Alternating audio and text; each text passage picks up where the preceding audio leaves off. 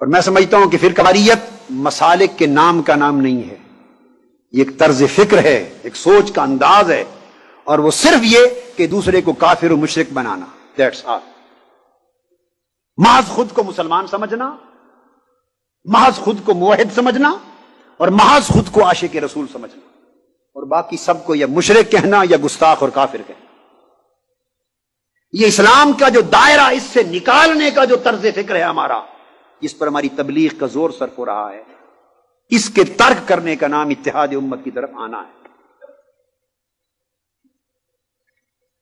اور اس کے خاتمے کے لیے ضروری ہے کہ ہم اختلاف کو اختلاف کہیں، خلاف نہ بنائیں۔ ہم نے اختلاف کو خلاف بنا لیا، پھر اناد بنا لیا ہے۔ اس کے دو پہلو ہیں بڑے فرقہ واریت کے، بڑے کریہ۔ ایک فرقہ وارانہ طریقہ ہے، سری فرقہ پرستی، اور ایک مخفی اور منافقانہ فرقہ پرستی۔ یعنی اس کو میں کہوں گا ایک فرقہ وارانہ طریقہ ہے امت کو پھوڑنے کا، اور ایک مبلغانہ طریقہ ہے امت کو پھوڑنے کا۔ جو کم عقل و شعور رکھنے والے ہیں وہ فرقہ وارانہ طریقہ اپناتے ہیں، کھلم کھلا فرقہ بندی کی بات کرتے اور نعرے لگاتے اور کافر و مشرک بناتے اور اسلام کے دائرے سے خارج کرتے۔ اور پڑھے لکھے لوگ مبلغانہ طریقے سے فرقہ پرستی کر رہے ہیں۔ جو ہم کرتے ہیں مبلغانہ طریقہ وہ یہ کہ کسی مسلک اور فرقے کا نام نہیں لیتے، نہ اپنے نام کے ساتھ کسی مسلک و فرقے کا انتساب کرتے ہیں، اور کوئی پوچھے آپ کا تعلق کس مسلک سے ہے، ہم کہتے ہیں نہیں ہم تو مسلک، ہم تو مسلمان ہیں، ہم مسلمان ہیں۔ پھر جب اسلام کی تعبیر دیتے ہیں تو چند ہفتوں کی تعلیم کے ساتھ اس کا ذہن بن جاتا ہے کہ صرف اسلام تو یہاں ہے، صرف منہاج القرآن میں اسلام ہے، باہر تو سب کافر بستے۔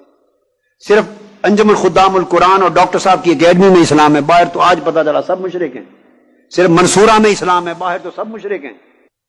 ہمیں اس بات کا اندازہ لگانا چاہیے کہ اگر ہماری دعوت اور تبلیغ سے یہ سوچ پیدا ہو رہی ہے کہ دوسروں کے خلاف نفرت، ان ایکسیپٹیبلٹی، دوسروں کے لیے عدم تحمل، عدم برداشت، یا یہ ایکسٹریمزم کہ صرف ہم مسلمان ہیں، ہم عاشقان رسول ہیں، ہم موحدین ہیں اور باقی سب گستاخان رسول اور کافر و مشرک، اگر یہ سوچ ڈیولپ ہو رہی ہو تو سمجھ لیں کہ ہمارے طرز عمل اور طرز دعوت میں فرقہ واریت ہے۔ میں سمجھتا ہوں کہ ان دو چیزوں پر نمایاں توجہ دینی چاہیے۔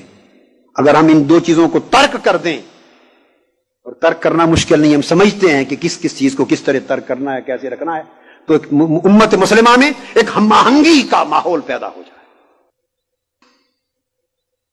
وہ ہم اس طرح بھی بات کر سکتے ہیں کہ یہ بات اہل علم کے ہاں اس کی تعبیر یوں بھی ہے، اور بعض اہل علم کے ہاں اس کی تعبیر یوں بھی ہے، ہمارا طریقہ یہ ہے، بعض علماء کا طریقہ یہ ہے، اس کے بعد آگے چھوڑ دیں اس کو اپنانے میں۔ ان کے درمیان اتنی نفرتوں اور قدورتوں کی دیواریں حائل ہیں، اور حسد اور انانیت کے اتنی دیواریں حائل ہیں کہ ایک دوسرے کے ساتھ جب یہ مسکرا کے بھی بات کر رہے ہوتے ہیں، اندر منافقت ان کی مسکراہٹ پہ مسکرا رہی ہوتی ہے۔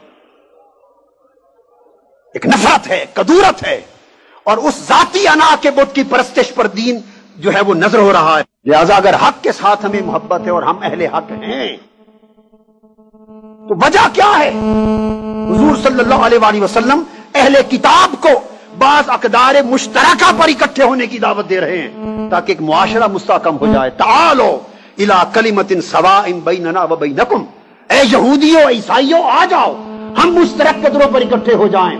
اہل کتاب کو ہمارے رسول مشترک اقدار پر اکٹھا کر رہے ہیں، اور یہ 3-4 مسلک کی قیادتیں اور جماعتیں، ان کے ہاں ایک خدا، ایک رسول، ایک کعبہ، ایک قرآن، ایک دین، یہ اکٹھے نہیں ہو سکتے۔ مگر ہم اختلافات کو پہلے رکھتے ہیں اور اتفاقات کو بعد میں رکھتے ہیں۔ کسی کی ترجیح دین نہیں، فقط مسلک ہے، فقط فرقہ ہے۔ کسی کی ترجیح اگر مسلک بھی نہیں تو فقط ذات کا بت ہے۔ اللہ ہم سب کو معاف فرمائے، بشمول میرے، اور ہمیں ہدایت کی راہ عطا فرمائے، تاکہ مل کر ایک دوسرے کے افہام اور تفہیم کے ساتھ آگے بڑھنے کی کوشش ہو۔ بہرحال یہ اچھی بات ہے کہ پہلے جی بسم اللہ، یہ بسم اللہ آپ کر لیجیے۔ چلو جی میں کروں گا انشاءاللہ، ماشاءاللہ۔ یہ چونکہ وہ کیا 220 وولٹ کا ہے معاملہ، تو ڈاکٹر صاحب فرماتے ہیں یہ ہاتھ آپ لگا لیں تاروں، ہم انشاءاللہ جمع کر لیں گے۔